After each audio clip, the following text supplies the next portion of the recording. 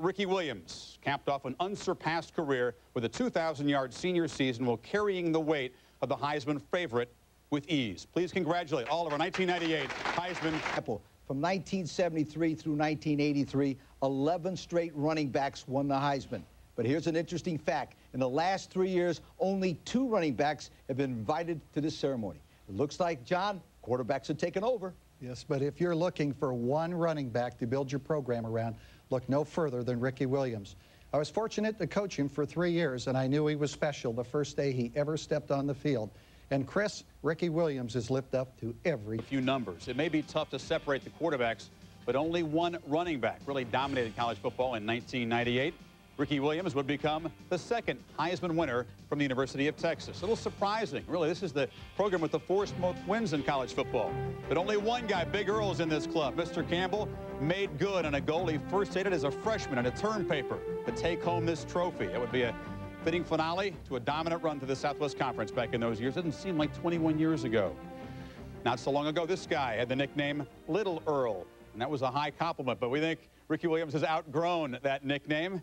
Tonight, maybe it is in the numbers. 1968. Southern Cal's O.J. Simpson led the nation a total of 1,709 rushing yards, and of course, the Heisman Trophy.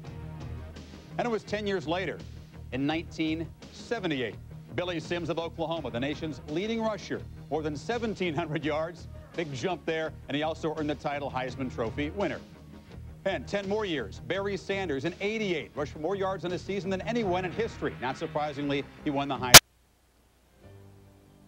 Tonight, we fondly remember the greatness of the man who would have celebrated his golden Heisman anniversary on this evening, the late, great Doak Walker. His 1948 win was the second ever by a junior after Doc Blanchard, and one of the top three Heisman finishes by the man perhaps called the greatest player in Southwest Conference history, one of the true greats in this century in college football. Doak dearly loved returning each year to the home of the Heisman. He is certainly with us in spirit tonight, and he would be very proud of the man who has now won the last 2 Doak Walker Awards to the nation's top. All those who doubted him only drove him harder. Williams was for 2 years a role player and a dues payer. He suffered through a 4-7 junior season, a coaching switch, and came back for more. And now he is the new standard for college running backs. The eyes of Texas opponents were always upon number 34. When you wear a target that big, power and speed are not enough. You need toughness, stamina, durability, and the Texas-sized heart of Ricky Williams. With a national audience on a holiday weekend, in his final home game against his arch rivals, he finally ran down the game's most glamorous record. 11 yards shy of the record. Williams breaks a hole. Williams, hello record book. Ricky Williams runs to the Hall of Fame, cuts back. Ricky Williams, touchdown! It was hardly surprising, given Ricky's rare flair for great theater. All season, the numbers piled up and the records tumbled. Williams topped Tony Dorsett by almost 200 yards and 63 fewer carries. 75 career touchdowns blew away Anthony Thompson's all-time mark. Only 4 backs have ever gained more territory in a single season. And what's most impressive, more than half, 58% of the yards, came after shedding a potential tackler. When you average more than 30 carries in a rugged defensive conference like the Big 12, you get everybody's best shot, maybe even some extra in the pile underneath there. You get stronger as the game goes on. Kirk, you got a tough back. Yeah, you definitely have a tough back. We are now about 10 minutes away. You've prepared for games your whole life. How you holding up with this?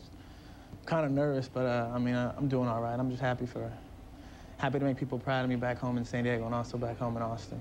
You've been a fan of the game, kind of a student of the game for many years. You look back at maybe playing in the backyard or once you got into junior high and high school. Is there a player that you used to try to implement or maybe a player's style that helped you? Well, I think it all started when I was in elementary school and we used to go play football after school. And, you know, back then there's 1 quarterback and 13 receivers and they all called me Tim Brown because I had good hands and I ran, you know, good routes. But I think when I got better and got into high school, I started looking at different running backs and the way they run, and I tried to take, you know, a little bit from here, a little bit from there, and put it all in my game. Big Tim Brown. You went up against 4 of the top 10 defenses in the country. Didn't miss 1 game, averaged 33 carries per game. How'd you do it? Well, I knew when I decided to come back that coach was gonna ride me and give me the ball. So I came back from baseball early, and Coach Mann did a great job of getting me in shape. You know, he got me big, he got me faster, and got me stronger. So, and also our line did a great job of keeping people off me. I got hit a couple times hard, but most of the time it was, you know, glancing blows or I try to go out of bounds. You had a great year. Congratulations. Good luck to you. All right, Chris. He was dishing out most of the blows. One of the fun things about Ricky's record run, they wasn't doing it alone. The big offensive linemen up front there, they made it their mission to get Ricky the record, and they're gathering down in Austin, Texas. The Longhorn teammates certainly expecting to unleash in a celebration in a very short time. Guys, well done. Headed to the Cotton Bowl this year. Now, the Longhorn rookie head coach, Mack Brown, is with Lee. Coach Brown, what has Ricky Williams meant to the Texas football team? Lee, Ricky meant everything to our football team because it gave us a place to start. Yeah. You've been a coach. We had to have a guy. We had to have a guy to go to. And what Ricky did is he has so much confidence in a classy and humble way. Ricky Williams taught us all something, and he helped us so much. We got a great group of guys sitting back in Austin, but they needed a leader. And after a 1-2 start, Ricky stepped up with a lot of seniors on offense and a couple of seniors on defense and showed this team how to win. Mack, what kind of competitor is Ricky Williams? He is so competitive. Every time he would set a goal that I thought was too high for him, I'd go over and say, you know, don't be disappointed now. You know, in fact, we're going into the last ball game. I said, Ricky, you need 63 yards to break Tony's record, but A&M's got such a great defense now. You may not make it. And he said, Coach, I'm going to get the 63, but I'm going to get 135 to break 2,000, and I'm going to get 263 to break Napoleon McCallum's record. Could I get a kickoff return late if I need it? So he walks up after he broke the record, and I said, I'm not sure about the kickoff return. He said, Coach, I don't need it. I've already got 269. So he's a tremendous competitor, works so hard, and a great role model for our other players and young high school players out there. Every time he touched the football in practice, he runs it in the end zone and scores. Well, how did you manage the balance between Ricky's run for the Heisman and trying to win football games for the University of Tennessee? Well, it was really interesting, Coach. It was something that, well, for Texas, too. Yeah, Texas, too. Either way, wouldn't be happy in Austin with either one of us. It's a tie. Yeah, it's a tie. It's a tie. It is burnt orange, Lee. We have to get that. I think people in Austin would understand that, too, and Knoxville. They would do that. The thing that we did, Lee, as a group with all those great young men that are sitting back there, most of which John Mackovic recruited along with Ricky, they had a mission. And they had a goal. And we said, there's no question to us that Ricky Williams is the best football player in America coming into the season. But traditionally, the Heisman goes to the best player on the best team. Right. And that as a staff and as a team, we needed to raise our level of coaching and play to Ricky's level so we could win enough football games to let the Downtown Athletic Club ask him to come and be one of the 4 great players that are here tonight to try to get this award. Congratulations. Chris, I wish I could have raised my level that much. I'm with Tony Dorsett and Earl Campbell. Both of you saw records shattered by Ricky Williams again this year. Tony, I know that you were at the game when Ricky broke your career rushing record. What went through your mind when you saw him break into the open? Well, John, first of all, you know, I wanted to be there. I'm glad I could be there, you know, to support and witness Ricky's historic moment. But, you know, when he's running down the field, I thought I was jumping up and down more than anyone else until I saw that clip of his mom. So I was very elated for Ricky.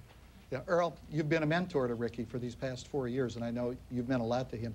What's some of the advice you gave him this year as he started his senior season, Heisman Trophy candidate, and probably front runner?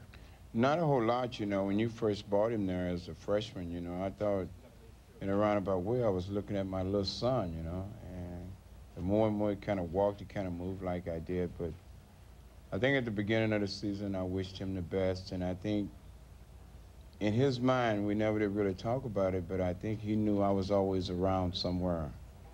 And I think he's a terrific athlete, and I wish him that the best is getting in one heck of a fraternity. Yeah, thank you both very much for being here. Chris? Thank you.